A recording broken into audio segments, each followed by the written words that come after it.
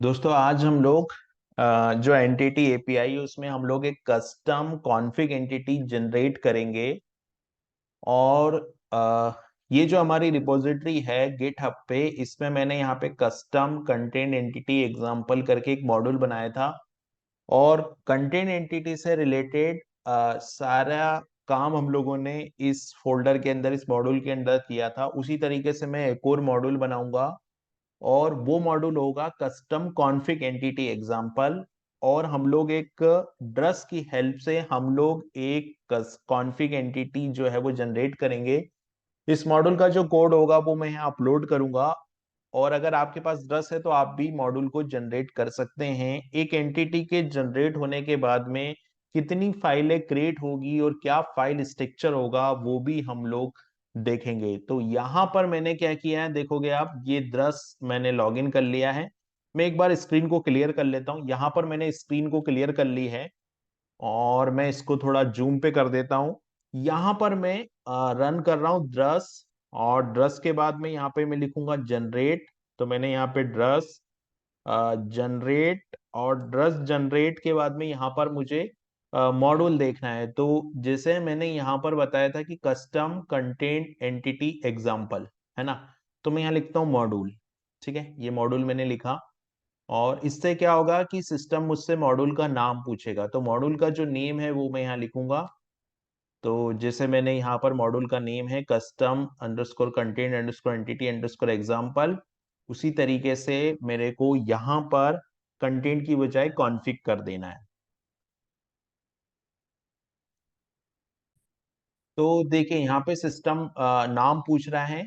तो मैं यहाँ पर जाकर, सॉरी, ये जो है कस्टम अंडरस्कोर मैं कर देता हूँ config underscore entity underscore example. एक बार देख लेते हैं हम लोगों ने यहाँ पर क्या नाम दिया है ना। तो यहाँ पर कंटेंट की जगह कॉन्फिग कर दिया, बस इतना चेंजेस है। मशीन नेम यही रहेगा। डिस्क्रिप्शन में मैं यहाँ पर लिख देता हूँ कॉन्फिग एंटिटी एग्जाम्पल, सिंपल ये लिख देता हूँ। पैकेज कस्टम ही रहेगा, डिपेंडेंसी में अभी कुछ देना नहीं है। मॉड्यूल फाइल जनरेट कर लेते हैं, इंस्टॉल फाइल नहीं जनरेट करेंगे।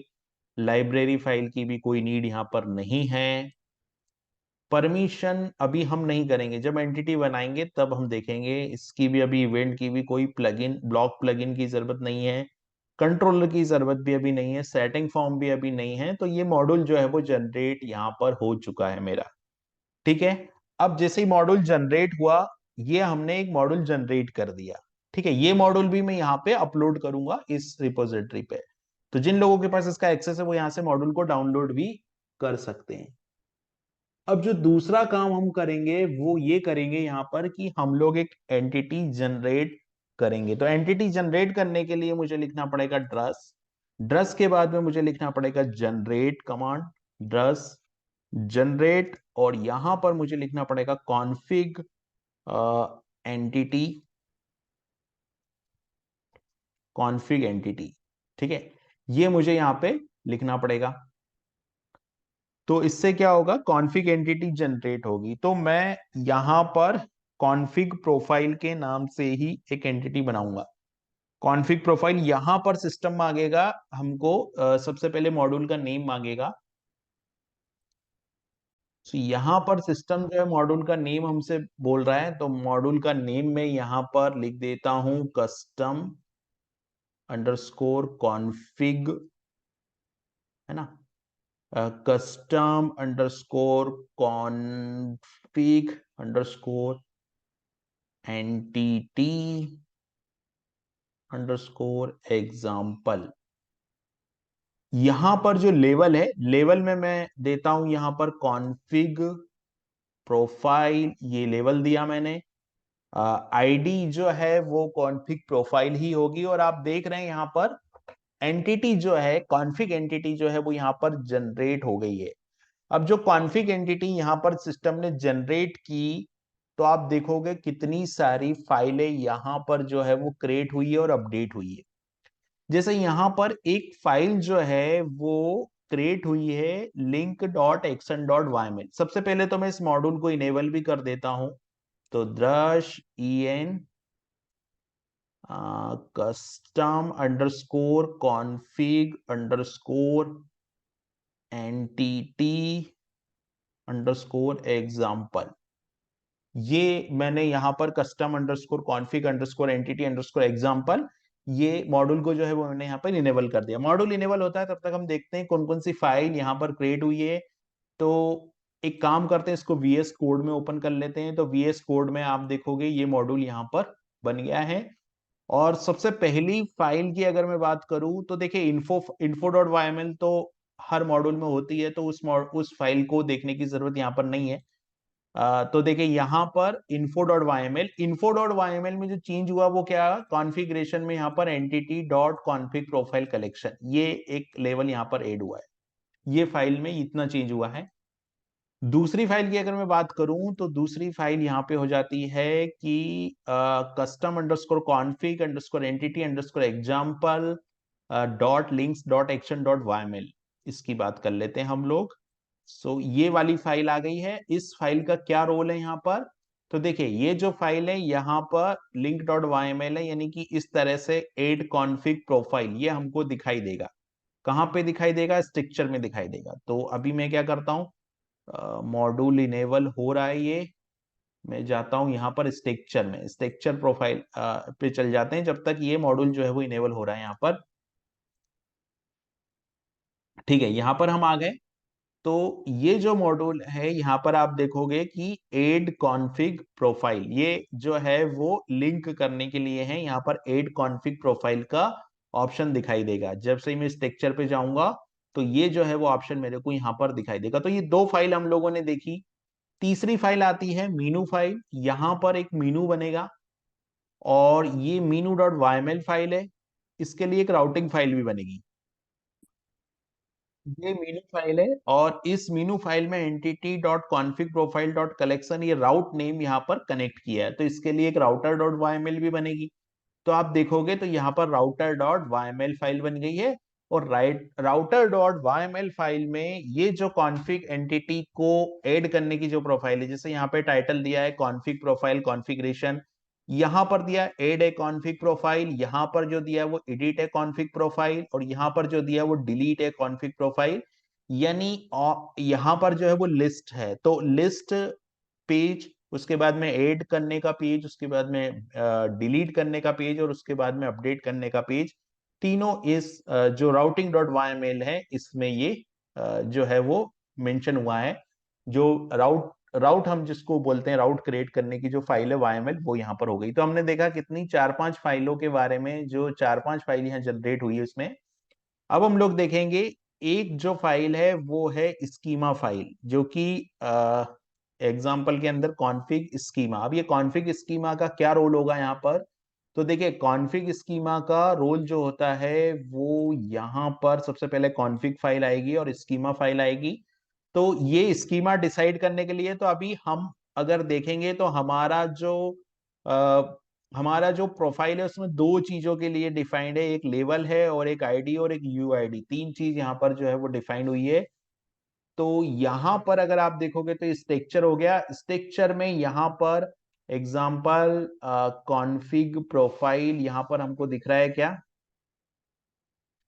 आई थिंक इस पेज को हमको एक बार रिफ्रेश करना पड़ेगा, क्योंकि मैंने यहाँ पर जो है वो कॉन्फिग प्रोफाइल को जो है वो हमको स्ट्रक्चर में ये प्रोफाइल जो है वो दिखाई देगी। और ये जो फाइल है वो परमिशन की फाइल है। उसके बाद में जितना भी कोड यहाँ पर लिखा जाएगा, कॉन्फिग एंटिटी को सेव करने के लिए जो कोड लिखा जाएगा, जो फॉर्म जनरेट होगा एंटिटी का वो जनरेट होगा फॉर्म के अंदर, और बाकी जितने भी ऑपरेशन के लिए जो कोड लिखा जाएगा वो एसआरसी एंटिटी के अंदर कॉन्फिग प्रोफाइल डॉट पीएचपी के अंदर लिखा जाएगा। तो अगर मैं एसआरसी में जाता हूं और फॉर्म के अंदर जाता हूं तो ये देख कॉन्फिग प्रोफाइल फॉर्म यहाँ पर मेरे को मिला है। और यहाँ पर दो फील्ड है, एक लेवल फील्ड है, एक आईडी फील्ड है, एक स्टेटस फील्ड है। तीन फील्ड यहाँ पर है और डिस्क्रिप्शन, चार फील्ड यहाँ पर बनी हुई है। और जैसे ही यहाँ पर कोई भी प्रोफाइल को सबमिट करेगा, अगर मेरे को और यहाँ पर फील्ड बढ़ाना है तो मैं यहाँ से फील्ड को बढ़ा सकता हूँ। और जैसे ही कोई प्रोफाइल को सबमिट करेगा, ये जो डेटा है वो इस वाले कोड से डेटा सेव हो जाएगा डेटाबेस में जाके।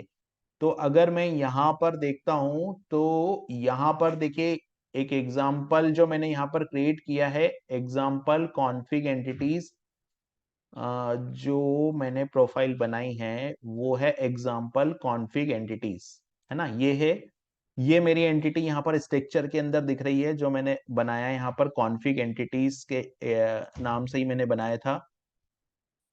Config profile, sorry config profile, okay. So मेरे को ये कॉन्फ़िग प्रोफाइल, ये वाली एंटिटी हमने बनाई है कॉन्फ़िग प्रोफाइल। तो कॉन्फ़िग प्रोफाइल पे मैं अभी क्लिक कर रहा हूं। तो जैसे ही मैं स्ट्रक्चर के अंदर जाके जैसे ही मैं कॉन्फ़िग प्रोफाइल पे क्लिक करूंगा तो ये चारों मतलब यहाँ पर पूरा लिस्ट ओपन हो जाएगा, और अगर मेरे को कोई प्रोफाइल ऐड करनी है तो मैं यहाँ से प्रोफाइल को जो है वो ऐड भी कर सकता हूं। अब ये फॉर्म यहां से बना, फॉर्म सबमिट हुआ, डेटा सबमिट हो गया, ये फॉर्म से आया है। फॉर्म के बाद में दूसरी एक और चीज इसमें आती है, वो यहां पर है कि फॉर्म, ये वाला फॉर्म और ये एंटिटी, तो ये कॉन्फिग प्रोफाइल डॉट पीएचपी, यहां पर जो एंटिटी जनरेट हुई है उसका पूरा डिटेल है। यहां पर आप देखोगे तो ये कुछ एनोटेशन है, जो एनोटेशन यहाँ पर ये दिखाता है कि यहाँ पर किसको एक्सेस है, ये हैंडलर है, उसके बाद में ये फॉर्म है, ऐड करने का फॉर्म, एडिट करने का फॉर्म, डिलीट करने का फॉर्म, और ये जो है वो कॉन्फिग प्रीफिक्स, ये जो है कॉन्फिग प्रीफिक्स है, ये एडमिनिस्ट्रेटर को ये दिखेगा। तो ये सारी चीज जो एनोटेशन डिक्लेयर हुआ है वो यहाँ पे डिक्लेयर हुआ है। उसके बाद में यहाँ पर आईडी, लेवल, स्टेटस और डिस्क्रिप्शन, ये चार वेरिएबल जो यहाँ पर है वो डिफाइन हुए हैं। तो अभी हम जाते हैं यहाँ पर, और यहाँ पर आप देखोगे तो देखिए एड कॉन्फिग प्रोफाइल का यहाँ पर ऑप्शन आ गया, और अभी कोई प्रोफाइल एडिट नहीं है तो यहाँ पर आ गया there are no config profile add. तो अगर मेरे को प्रोफाइल ऐड करना है तो मैं क्या करूंगा, यहाँ पर जाकर प्रोफाइल को ऐड करूंगा, और फिर प्रोफाइल को मैं क्या कर सकता हूँ, प्रोफाइल को ऐड कर सकता हूँ, और प्रोफाइल को मैं डिलीट कर सकता हूँ, व्यू कर सकता हूँ और अपडेट कर सकता हूँ। क्योंकि हमने देखा था कि हमारी जो मीनू डॉट वाई फाइल है, यहाँ पर आप देखोगे तो हमारी मीनू डॉट वाई फाइल है, और ये राउटिंग फाइल है, और हमारे पास हर चीज के लिए जो राउटिंग है वो यहाँ पर बनी हुई है। तो मैंने यहाँ पर ऐड प्रोफाइल किया, और मैं यहाँ पे लिखता हूँ टेस्ट कॉन्फिग प्रोफाइल, ये मैं लिख देता हूँ टेस्ट कॉन्फिग प्रोफाइल, इनेबल में मैं यस कर देता हूँ, और यहाँ पर मैं लिख देता हूँ टेस्टिंग, सिंपल टेस्टिंग लिख के यहाँ पे सेव कर देता हूँ। तो जैसे ही प्रोफाइल सेव होगी आप देखेंगे यहाँ पर लिस्ट में वो प्रोफाइल आ जाएगी, और यहाँ पर ड्रॉप डाउन में अब व्यू और डिलीट का ऑप्शन यहाँ पर आ जाएगा। तो यहाँ पर ये प्रोफाइल जो है वो ऐड हो गई है। ये आप देख सकते हैं, यहाँ पर जो लेवल का नेम है वो आपको मशीन रीडेबल देना पड़ेगा, मतलब जो मशीन नेम हम देते हैं उस तरीके से देना पड़ेगा। और यहाँ पर आप देखोगे तो एडिट और डिलीट का ऑप्शन भी यहाँ पर आ गया है, और ये जो है वो एंटिटी जो है कॉन्फिग एंटिटी वो जनरेट हो गई है। तो इस तरीके से हम लोग कॉन्फिग एंटिटी को भी जनरेट कर सकते हैं। हम लोगों ने ये जो हमारी सीरीज है एंटिटी एपीआई की, उसमें हमने कंटेंट एंटिटी को भी देखा और कॉन्फिग एंटिटी को भी यहाँ पर हम लोगों ने देखा। तो ये जो कोड है वो मैं अपडेट कर दूंगा, यहाँ पर अपडेट कर दूंगा, आप यहाँ से इस कोड को डाउनलोड भी कर सकते हैं। और अगर आपके पास द्रश इंस्टॉल है तो आप द्रश इंस्टॉल से भी इस एंटिटी को जनरेट करके भी सीख सकते हैं कि किस तरीके से वर्क फ्लो जो है वो काम कर रहा है यहाँ पर।